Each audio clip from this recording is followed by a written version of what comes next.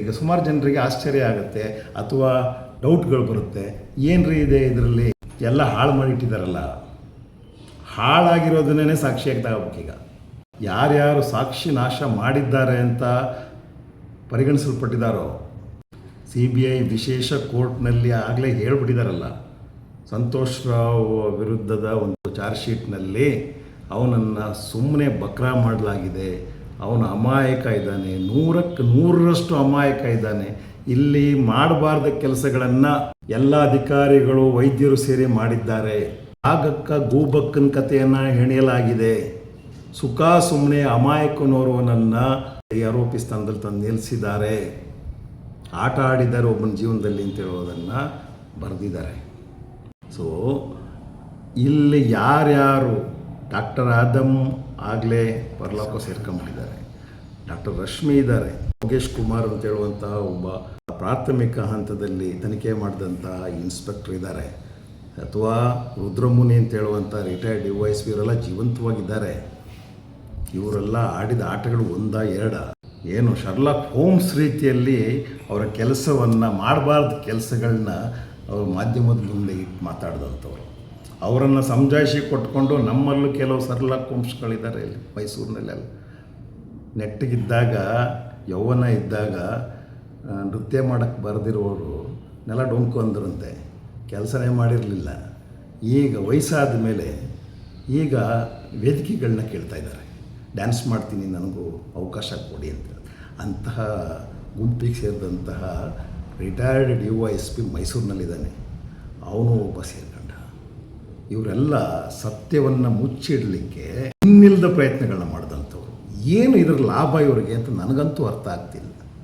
ಸತ್ಯವನ್ನು ಎಲ್ಲೂ ಹೊರಗಡೆ ಬರದ ಹಾಗೆ ನೋಡ್ಕೊಳ್ಳೋಕ್ಕೆ ಯಾರು ಸತ್ಯದ ಬಗ್ಗೆ ಮಾತಾಡ್ತಾರೋ ಅವ್ರನ್ನ ಯಾವುದೋ ಒಂದು ರೀತಿಯಲ್ಲಿ ಧರ್ಮದ್ರೋಹಿ, ದೇಶದ್ರೋಹಿ, ಕಮ್ಯುನಿಸ್ಟು, ಮತ್ತೊಂದು ಅವಹೇಳನಕಾರಿಯಾಗಿ ಮಾತಾಡುವಂಥದ್ದು, ಅವರನ್ನು ಐಸೋಲೇಟ್ ಮಾಡಲಿಕ್ಕೆ ನೋಡುವಂಥದ್ದು, ಅವ್ರನ್ನ ಎಲಿಮಿನೇಟ್ ಮಾಡಿ ಹಾಕಲಿಕ್ಕೆ ಪ್ರಯತ್ನ ಪಡುವಂಥದ್ದು, ಒಂದು ಕೋಮಿನ ವಿರುದ್ಧ ಇನ್ನೊಂದು ಕೋಮವ್ರನ್ನ ಎತ್ಕಟ್ಟುವಂಥದ್ದು, ಇವೆಲ್ಲವನ್ನು ಕೂಡ ಯಾರಿಗೋಸ್ಕರ ಮಾಡಿದ್ದಾರೆ ಇವರೆಲ್ಲ? ಒಂದು ಗುಂಪು ಕೃತ್ಯ ನಡೆದಿಲ್ಲ ಅನ್ನೋಂಗಿಲ್ಲ. ಸೌಜನ್ಯಳ ಅಪಹರಣ ನಡೆದಿದೆ, ಈ ಮೂದೇವಿಗಳಿಗೆ ಅರ್ಥ ಆಗಬೇಕು. ಗ್ಯಾಂಗ್ ರೇಪ್ ನಡೆದಿದೆ, ಅಪರಾಧಿಕ ಕೃತ್ಯಗಳು ನಡೆದಿದ್ದಾವೆ, ಒಂದಲ್ಲ ಎರಡಲ್ಲ ಮೂರಲ್ಲ. ಅಪಹರಣ, ಅತ್ಯಾಚಾರ, ಹತ್ಯೆ, ಸಾಕ್ಷ್ಯನಾಶ ಎಲ್ಲವೂ ಅಲ್ಲದೆ ಮತ್ತೊಬ್ಬ ಅಮಾಯಕನನ್ನು ತಂದು ಅವನನ್ನೇ ಆರೋಪಿ ಅಂತ ತಂದು ಕಟಕಟೆಯಲ್ಲಿ ನಿಲ್ಲಿಸುವಂಥ ಪ್ರಯತ್ನ. ಇನ್ನೊಂದು ಕಡೆ ನಿಜವಾದ ಆರೋಪಿಗಳನ್ನು ಬಚಾವು ಮಾಡಲಿಕ್ಕೆ ಇವರ ಒಂದು ಸಂಘಟಿತ ಒಂದು ಯತ್ನ, ಇವೆಲ್ಲವೂ ನಡೆದಿದೆ. ಏನಕ್ಕೋಸ್ಕರ? ಇದರಲ್ಲಿ ಬೇಕಾದಷ್ಟು ಲಾಭಗಳಿದ್ದಾವೆ, ಎಲ್ಲ ರೀತಿಯ ಲಾಭಗಳಿದ್ದಾವೆ. ಅಥವಾ ಯಾವುದೋ ಒಂದು ಪ್ರಬಲವಾದ ಗುಂಪು ಇಲ್ಲಿ ಕೆಲಸ ಮಾಡ್ತಾ ಇದೆ, ಇವೆಲ್ಲವೂ ಕೂಡ ಸಾಬೀತಾಗ್ತಾ ಬಂದಂಥದ್ದು. ಯಾರೋ ಒಬ್ಬ ಮಾಮೂಲಿ ಸಂತೋಷ್ ರಾವ್ನಂತಹ ಒಬ್ಬ ಯುವಕ ಈ ಕೃತ್ಯವನ್ನು ಮಾಡಿದ್ದೇ ಆಗಿದ್ದಲ್ಲಿ ಇಲ್ಲಿ ಈ ಪ್ರಯತ್ನಗಳಿಗೆ ಯಾವುದೇ ಸ್ಕೋಪ್ ಇರ್ತಿರಲಿಲ್ಲ. ಮಗುವಿನ ಯೋನಿಯಲ್ಲಿ ಮಣ್ಣು ತುಂಬಿಸಿದ್ರು. ಯಾಕೆ?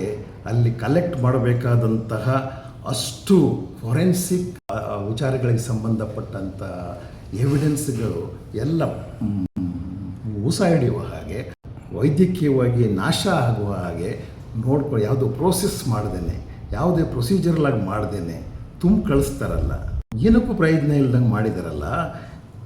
ಏನಕ್ಕೆ ಮಾಡಿದ್ರು ಅಂತ ಹೇಳುವಂಥದ್ದನ್ನು ಇವರು ಸ್ಪಷ್ಟವಾಗಿ ಕೇಳಬೇಕಾಗಿತ್ತಲ್ವ.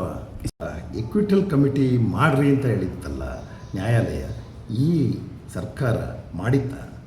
ಇವರನ್ನು ಅಲ್ಲಿ ಪರೇಡ್ ಮಾಡ್ತಾ, ಇವರನ್ನು ಏನಾದ್ರೂ ಕೇಳಿತ್ತಾ? ಕೇಳುವ ರೀತಿಯಲ್ಲಿ ಕೇಳ್ತಾ?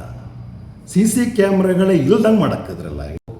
ಎಲ್ಲರೂ ಹೇಳ್ತಾರೆ, ರುದ್ರಮುನಿನೂ ಕೂಡ ಹೇಳ್ತಾರೆ, ನಮಗೆ ಅದರ ಅವಶ್ಯಕತೆಯೇ ಇರಲಿಲ್ಲ, ಹಾಗಾಗಿ ನಾನು ಅದನ್ನ ಕಲೆಕ್ಟ್ ಮಾಡಿಲ್ಲ ಅಂತಾನೆ ಭೂಪ. ಫಿಟ್ ಆಫೀಸರ್ಸ್ ಇವತ್ತು ವೇದಿಕೆಗಳನ್ನ ಹುಡುಕ್ತಾ ಓಡಾಡ್ತಾ ಇದ್ದಾರೆ ವಯಸ್ಕಾಲದಲ್ಲಿ.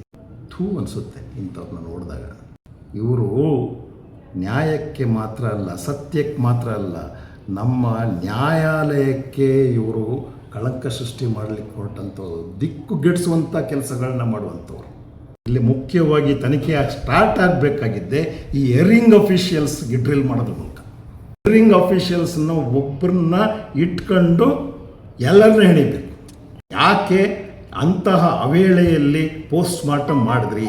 ಆ ತಾಲೂಕು ಕೇಂದ್ರದಿಂದ ಜಿಲ್ಲಾ ಕೇಂದ್ರಕ್ಕೆ ಹೆಣವನ್ನು ತಗೊಂಡು ಹೋಗ್ಬೋದಂತ ಪ್ರಾವಿಷನ್ ಇದ್ದರೂ ಕೂಡ ಆ ಬಾಡಿನ ಇಮ್ಮಿಡಿಯೇಟಾಗಿ ತಗೊಂಡೋಗಿ ಸಾಗಿಸಿ ಬೆಳಗಿನ ಹೊತ್ತು ನಾರ್ಮಲ್ ಬೆಳಕಿದ್ದಾಗ ಪೋಸ್ಟ್ ಮಾಡೋ ಬಿಟ್ಬಿಟ್ಟು ಕತ್ಲೆಯಲ್ಲಿ ಯಾವುದು ಸೀಮೆಣ್ಣೆ ಬುಡಿ ಇಟ್ಕೊಂಡು ಮಾಡ್ತೀನಿ ಅಂತ ಹೊರಟೆ ಅಲ್ಲ, ಎಂಥ ದರ್ದಿತ್ತು.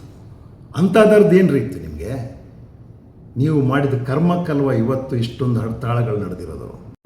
ಸರ್ಕಾರದ ಹಣ, ಸರ್ಕಾರದ ಅಷ್ಟು ಸವಲತ್ತುಗಳು ಎಲ್ಲವನ್ನು ತಿಂದು ತೇಗಿದಲ್ದೇನೆ ಸರ್ಕಾರಕ್ಕೆ ದ್ರೋಹ ಬಗ್ದಂಥ ನೀವು ಇಲ್ಲಿ ಖ್ಯಾತಿಗೊಳಗಾಗ್ತೀರಿ. ಇದರ ವಿರುದ್ಧ ಮಾತಾಡುವಂಥವರು ದೇಶದ್ರೋಹಿ ಪಟ್ಟವನ್ನು ಹೊತ್ಕೋಬೇಕು. ಎಂಥ ವಿಪರ್ಯಾಸ ಈ ದೇಶದಲ್ಲಿ. ಆದರೆ ಇವು ಹೆಚ್ಚು ದಿನ ನಡೆಯಲ್ಲ ಅಂತ ಹೇಳುವಂಥದ್ದನ್ನು ನಮ್ಮ ಸರ್ವೋಚ್ಚ ನ್ಯಾಯಾಲಯ ಮತ್ತೆ ಸಾಬೀತು ಮಾಡ್ತಾಯಿದೆ. ನೀವು ಖಂಡಿತವಾಗಲೂ ನೇಣುಗಂಬಕ್ಕೆ ಹೋಗಲಿಕ್ಕೆ ಲಾಯಕ್ಕಾಗಿದೆ.